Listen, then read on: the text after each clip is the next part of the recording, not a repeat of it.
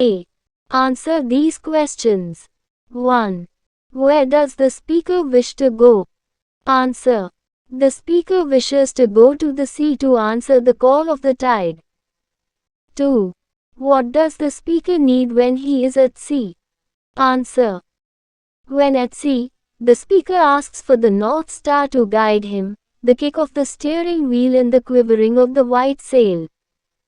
He asks for a windy day with white clouds floating by. He also wishes to see how the foam and spray hit the ship as it cuts through the water. 3. According to the speaker, what are the pleasures of sailing? Answer. As he is sailing, the speaker would have the company of the seagulls and the whales. He can see the beauty of the grey dawn breaking, a windy day with white clouds floating by, and enjoy a vagrant gypsy life. He will mingle with fellow rowers and have a good laugh over a story that they share. 4. What sort of a life does the speaker wish to lead at sea? Answer. The speaker wants to lead the life of a vagrant and a gypsy at sea. He also wants the merry company of his fellow rowers. 5.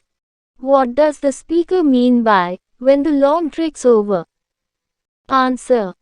The last line refers to the sailor wanting to sleep soundly with pleasant dreams at the end of his long shift on watch or at the helm of the ship. B. Answer the questions with reference to the context. 1. And all I ask is a tall ship and a star to steer her by. And the wheels kick and the wind song and the white sails shaking. And a grey mist on the sea's face, and a grey dawn breaking. A. Why is the speaker asking for a tall ship? B. How has the speaker described the sea? C. What does the speaker wish to do after hearing the call of the running tide? Answer. A.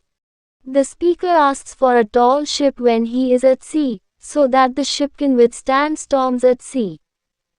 B. The speaker has described the sea as lonely and one who has a grey face. C.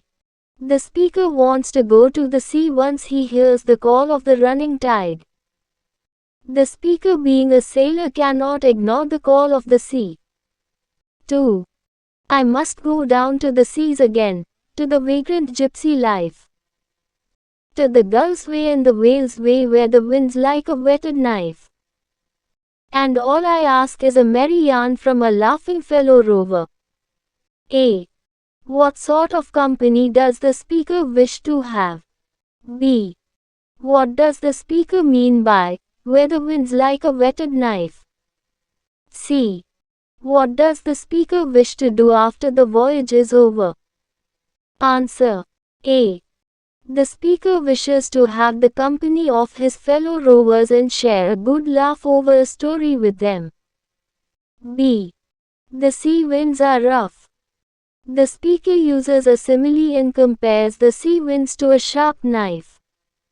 C. After the voyage is over, the sailor wants to sleep soundly with pleasant dreams at the end of his long shift on watch or at the helm of the ship. C. Think and answer. 1.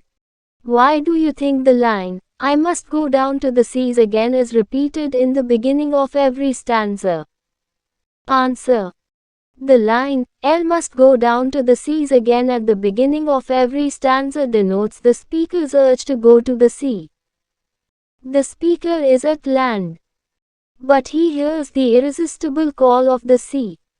The repetition of the same line emphasizes the speaker's feelings. 2.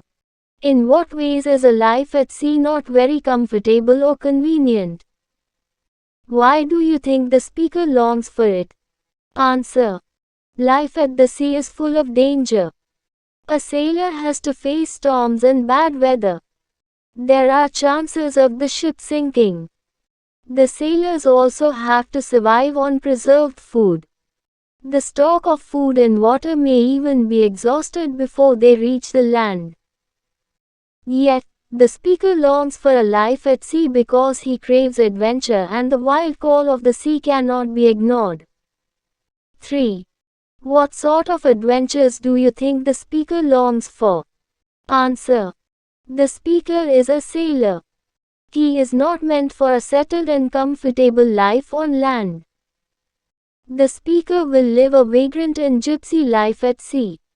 There may be storms at sea and the ship may sink. The ship could also hit an iceberg. The speaker is ready to take on these challenges for a life of adventures on sea.